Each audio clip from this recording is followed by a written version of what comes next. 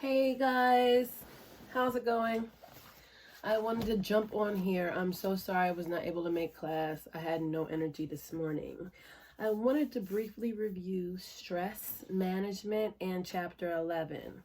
The biggest takeaway from stress management, we talked about the two different nervous systems, your parasympathetic and your sympathetic nervous system. When you venture into the parasympathetic nervous system, that's when all the good hormones flow your way.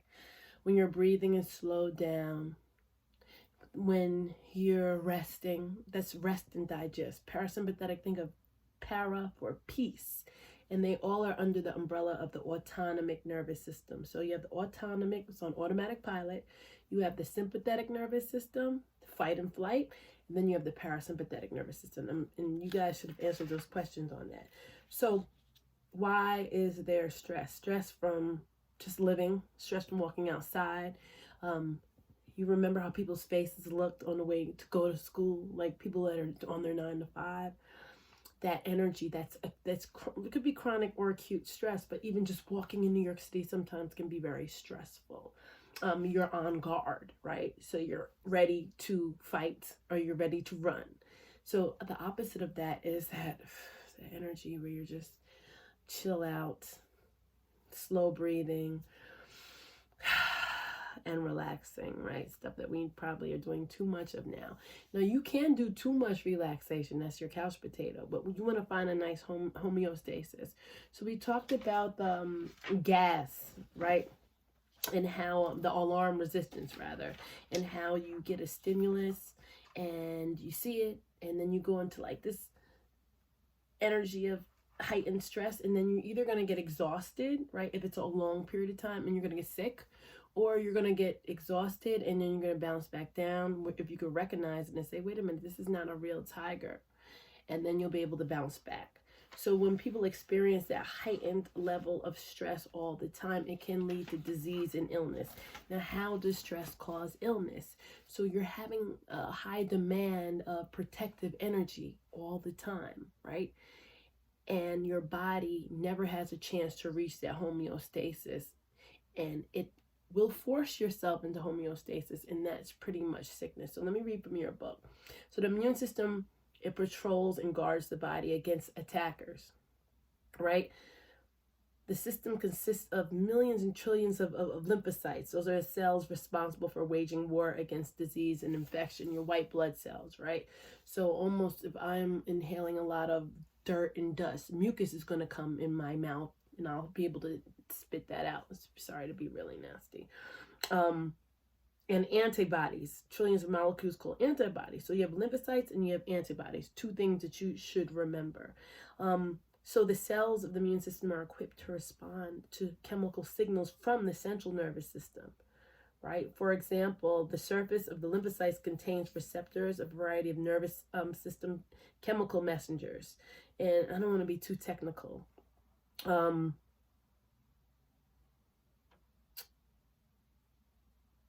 Certain white blood cells possess ability to receive messages from the brain. So excuse my long pause. So blood levels and stress hormones and cortisol, you're going to hear a lot of that often. Cortisol, right? Cortisol is a hormone that causes anti-inflammatory properties, right? Then you have your LDL, your low density lipoproteins, and your HDL. We're going to talk about this as we go into heart disease. So your LDL is bad. HDL is good. So the more you move, the more you work out, the more HDL is produced, right? So cholesterol can lead to inflammation, but good cholesterol can remove inflammation that you would find in avocado. So high cortisol levels alone cause inflammation. And it can be chronic, of course, if it's happening all the time. The inflammation molecules can promote atherosclerosis. So this is why somebody asked in class, why is high blood pressure get worse with age, right?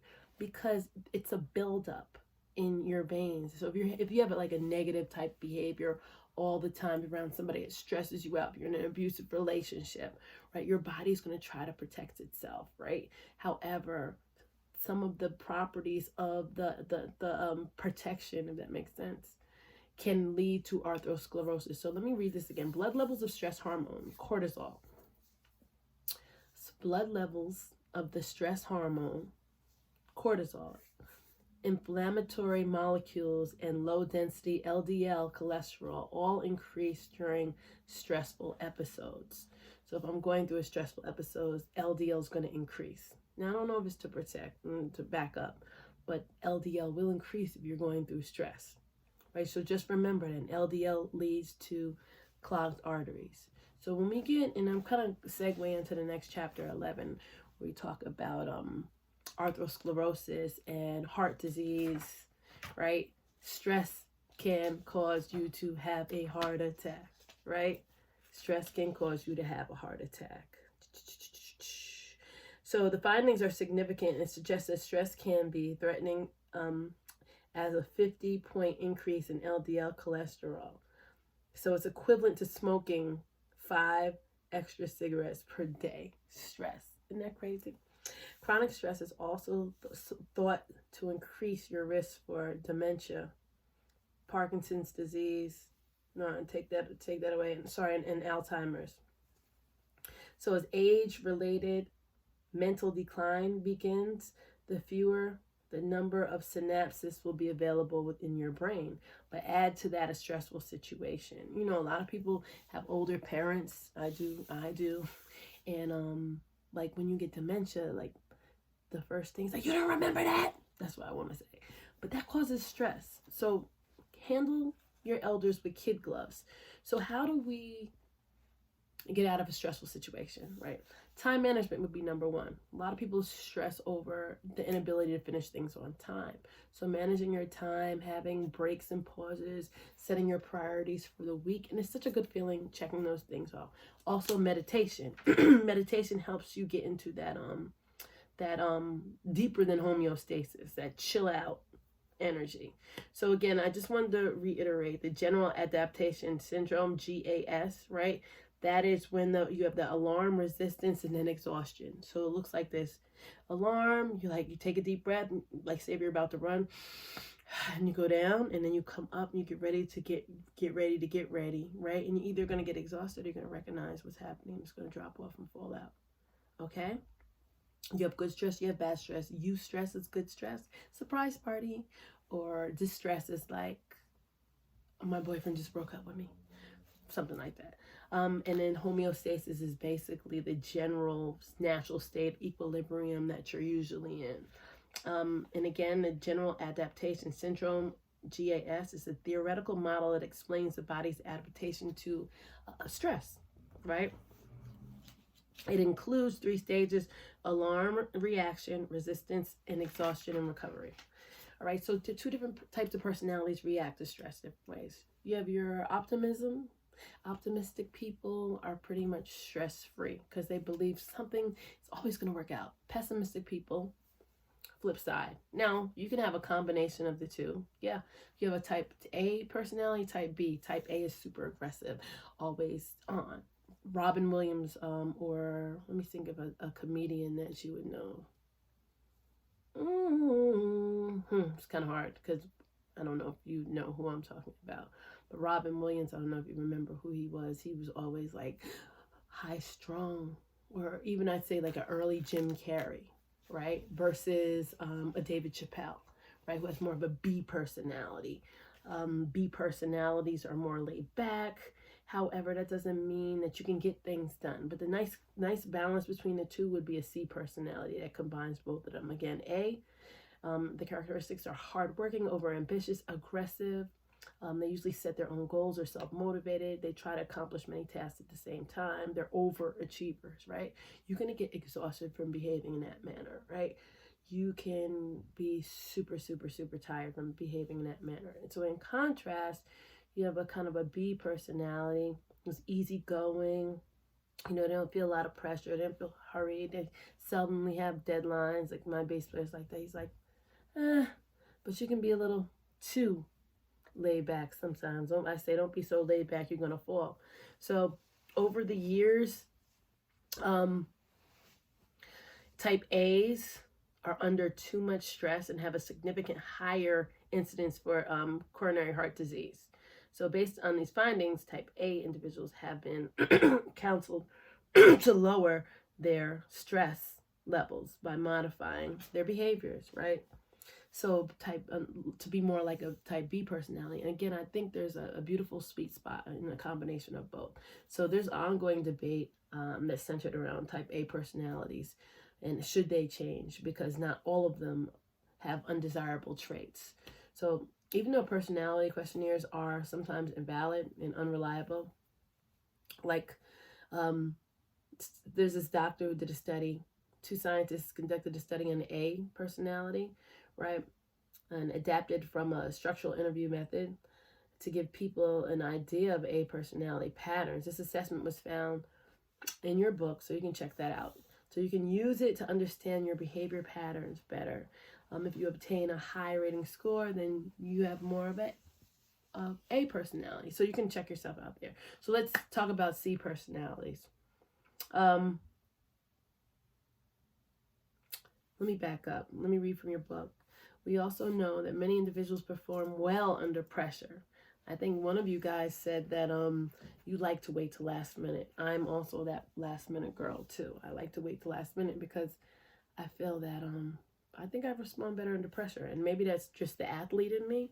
So typically, you're classified as an A, but you don't demonstrate any of the detrimental, stressful characteristics of an A, like aggressive, overly ambitious. You might just wait till the last minute to do certain things, right?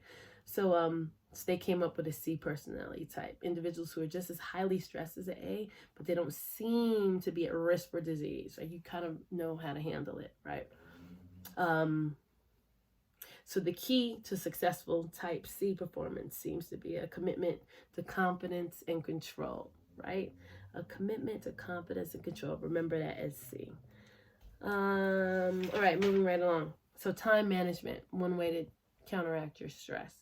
Making sure in the beginning of the week you set your priorities, even in the day, even the night before. Sometimes I pray on it. I'm like, okay, I gotta do A, B, and C. It's awful. I don't like to write things down linear way, but that's just me. So I'm pretty sure that you can achieve more if you were more organized. However, it depends on your lifestyle and it depends on what's important to you. So one good thing I like to do is set time. Once I've accomplished my things, set time for like holes and gaps in your schedule, right? Overtime, they call it in your book. Plan time for you and also reward yourself, right? A lot of people feel guilty about taking time for themselves, but sometimes you have to take time for yourself. Okay, learn to say no, learn to delegate, learn to put things on the back burner, right? A lot of things aren't as detrimental as they seem, and some things can wait. Plan ahead for your interruptions and disruptions. Sometimes I call it productively procrastinate. So if I do not want to do something, I'll find something else that I have to do that. So I'm still winning. I'm not watching Netflix, right? I'm still winning. Eliminate distractions. Reward yourself. Maybe with a workout, maybe with ice cream, right? So coping with stress. So again, let's go back to the fight or flight. In the parasympathetic nervous system is the chill, peace, and then you have the fight or flight. How do we handle that? How do you handle somebody that's yelling at you? How do you handle somebody that says some foul stuff? Now, keeping your cool, taking a breath. A lot of times people do things so that you can react, right? People that are unhappy are not going to give you the best of them. Right, so, and how many people in the world are unhappy? We already talked about 70% of Americans being overweight, right? Hence this big issue with the coronavirus and people having pre-existing conditions, because obesity is definitely a pre-existing condition. So in many instances, the stressor cannot be removed, right? Say if it's a death of someone or your car broke down, you cannot remove that stress. Somebody robbed you. Right? How do you handle that, right? Granted, we always want to get upset, of course, but don't stay there, right? If the longer you stay there, the more stress hormones you're going to be producing. Also, a takeaway from this is, have you ever told somebody a story about when you were in a stressful situation and it feels like you're reliving the whole thing over and over again? That is true.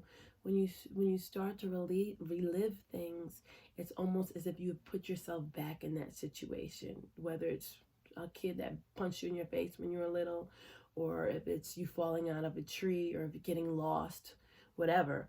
You start to relive these things over again. So let's go to fight or flight.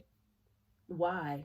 The body responds to stress by activating fight or flight mechanisms, which prepares a person to take action by simulating a vital defense mechanism in the vital defense system. So, in fight or flight, and you guys will learn more about this if you take 110, your eyes dilate, your digestive system shuts down, your limbs, your bronchioles open up, you're ready to go, your adrenal glands kick in, and we're ready to go make it happen, right?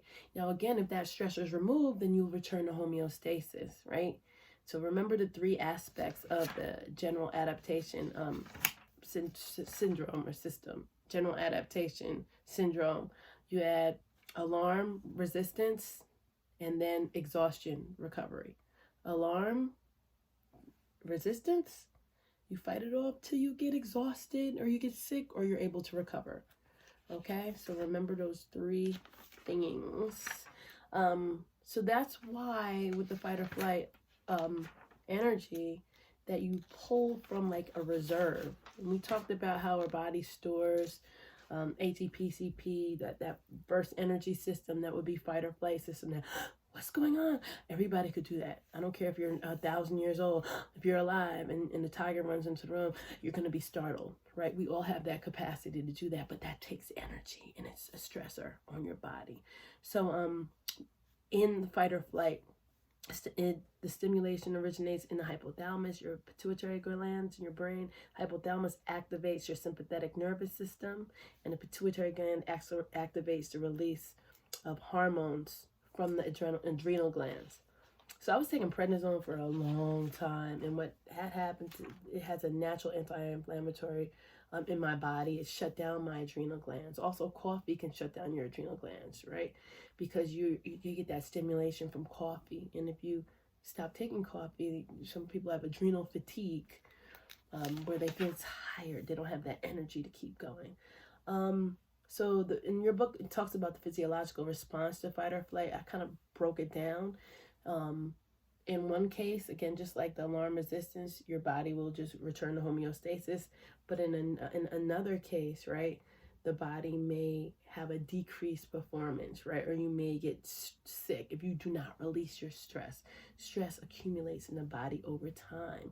So meditating at the height of the day, like for the most part, a lot of people are stressed around 12 o'clock. But if you can break up your day like that, and I know our sleep schedules are different, if you can break up your day like that, you'd be able to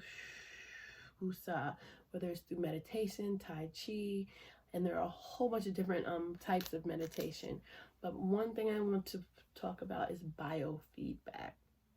You being able to assess that, oh shit, I'm stressed. So I've worked jobs and I've been under a lot of stress and haven't been able to assess it. I never just was like, because every day is like, they're calling me to call at 6 o'clock or 8 o'clock in the morning. Hey team, but I'm like, come on. And then there's another call at 12, and then there's another call at 3, and then we have to send in end of business numbers. That's how I was living for like 10 years, right?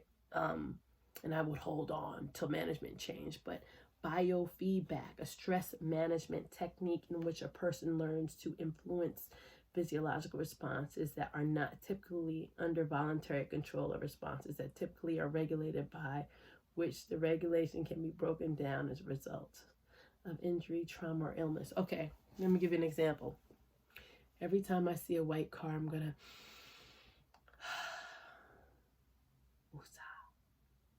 every time I see a pregnant woman, it's gonna be a reminder for me too. Every time my phone rings, before I answer it, I'm going to take a deep breath, right? So we're able to give our body biofeedback, right? To even recognize that we are stressed. So Biofeedback has been used for many years to treat various medical disorders. Besides its successful application in managing stress, it's also commonly used to treat hypertension, asthma, right? Take a breath. Sometimes things are caused by anxiety, can cause arrhythmia or a cardiac neurosis. People who wet the bed, right? So let's talk about the different types of relaxation. This is what I should have did with you guys today, but I was so tired. Progressive muscle relaxation. It's tense, well, feeling a heaviness in the ankles, and just pretty much being mindful of how your body feels, right? Some people hold a lot of tension in their shoulders, right? So being able to relax your shoulders, right? Feeling tension integrated during an exercise helps a person release it. So if I tense my shoulders up as hard as I can and then release, right? Relaxation exercise should be done in a quiet, warm, ventilated room. And it encompasses progressive muscular relaxation, encompasses all the body parts. We're going to do this. Oh gosh, we're running out of time. We're going to do this soon. So each muscle group is contracted for about 6 seconds from your fists, right? From your forehead. And there's also guided meditation on YouTube that you can do, right? Then you have autogenic training, and that's when the heaviness, right? Progressive muscular relaxation. Think of muscular and contraction, but autogenic is like having a heaviness to both arms, and you feel a warmth, kind of attributing a sensation to your limbs. Okay, mindfulness meditation versus mindlessness. Mindlessness is like ignore everything, bring everything out your mind and focus on your breath. Mindfulness is you focusing on mindfulness is you focusing on, I can hear the wind blowing, I can hear the external noises, right? So 2 different ways of approaching it. Tai Chi and then yoga, and you have to use the technique that's best for you. Okay, guys, I just wanted to sum that up. I'm thinking about jumping into chapter 11. Let's do it. Might as well. We're here. So, number 1 cause of death in America, heart disease. Right under the umbrella of heart disease, we have heart attack, we have stroke, we have high blood pressure that can lead to death, right? Or clogged arteries. So how do we counteract that? Right? Eating healthy, of course, and exercise. It's going to be pretty much the number 1 things that you need to do. And don't sit down for a long period of time. So there are different types of diseases: peripheral vascular disease, coronary heart disease, again, stroke. Physical inactivity is one of the number 1 risk factors for heart disease. We talked about HDL, we talked about LDL. So the food we eat can clog our arteries, or it can work to unclog them, right? Saturated fats, we talked about trans fatty acids in nutrition, how that can build up in your arteries and cause heart disease. However, there's something called the reverse cholesterol transport, and that's where the HDL acts to clean up the arteries. So eating good food is beneficial. Again, when people come to me because they want to change their diets, I tell them, don't change anything. Let's start adding. Add. Because adding healthy foods can help you eliminate not the bad, but it can help eliminate a lot of the properties of your arteries to get clogged, the plaque in your arteries, from fats, right? So HDL has the ability to go and be a scavenger, almost like antioxidants are, and take out all the bad stuff out of your body. Triglycerides, we want to stay away from. Fat formed by glycerol, 3 fatty acids, also called free fatty acids, right? So counteracting cholesterol. The average adult in the United States consumes 400 to 600 milligrams of cholesterol daily. The body, however, manufactures more than that. So saturated and trans-saturated fatty acids raise cholesterol levels more than anything else in your diet. So you've seen a big push by the food FDA to largely label foods, or even to eliminate trans fatty acids out the diet. And I'm pretty sure it's to eliminate this back then. So saturated fats are mostly found in dairy, mostly found in cheese, mostly found in meat. That's, you could see the fat on it.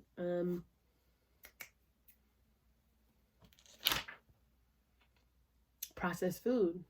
So in order for a food to have a longer shelf life, and this is pretty much, we covered this in nutrition, and we covered this in a couple chapters earlier that dealt with food, or maybe sedentary living. If you have a long shelf life, right, the food, like I have these Petra's Farm cookies, they have not gone old yet. And I usually don't buy processed cookies. But I was like, man, these things are still good. I did eat one, but I looked on the label, hydrogenated fat. The hydrogen atom that's added to that food increases the longevity and the shelf life of it. So you can eat it, tastes great, right? I keep having a dream I eat Cheez-Its, right? But you want to spend your time on the perimeter of the supermarket. Everything in the middle has a longer shelf life, right? But things on the outside of the aisles of the supermarket, they go bad quickly. So that's where you want to shop. Your fruits, your vegetables, your meats, your coconut water, frozen vegetables. Those are on the peripheries. The best recommendation is not to limit your fat consumption in your diet to the minimum, but to maintain a total fat intake around 25 to 35%. So you guys are doing your food journals. It's going to be interesting to see where you're at. Diabetes 1 and diabetes 2. Diabetes 1 is autoimmune disease. You're born with that, right? Diabetes 2 comes from bad eating, bad habits. Those are pretty much the takeaways from that. We can get into that a little deeper when we talk in class. Hypertension, also high blood pressure, right? Foods can raise your blood pressure. We watched What the Health, right? Or no, Game Changers, and then talked about how after you eat a fat meal, your arteries stiffen after you eat a fat meal.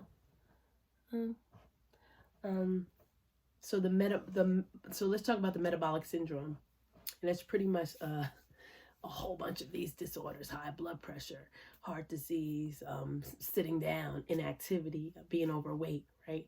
The whole cacophony of things together. Glucose intolerant, a condition characterized by slightly elevated blood sugar. So once you eat food, the job of insulin is to bring the sugar around and place in your body, produced by the pancreas. Some people's pancreas cannot produce that, or some people's levels are so high that your body just starts to store everything as fat, right? So that would be type 2 diabetes. Remember, type 1 is juvenile. However, we're now seeing a lot of children having type 2 diabetes because of their eating habits. The glycemic index is pretty much the level of sugar in your blood. In food, right? So if something has a high glycemic index, like bananas versus cantaloupe, right? That would be super high. I'm trying to fly through this. Cigarette smoking can increase that. Your risk factors, your age also. Again, you do not know how much your body is clogged. Like, say if you have clogged arteries, your body's not going to tell you it's clogged till it's 50 to 75% clogged. That's per your textbook. I have to say that because this is not me. I'm not a doctor, but I am a health educator.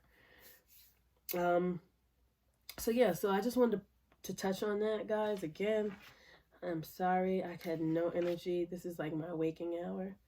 And text me, call me if you have any questions. And have a wonderful day. Stay positive and powerful. And I'll see you on Thursday.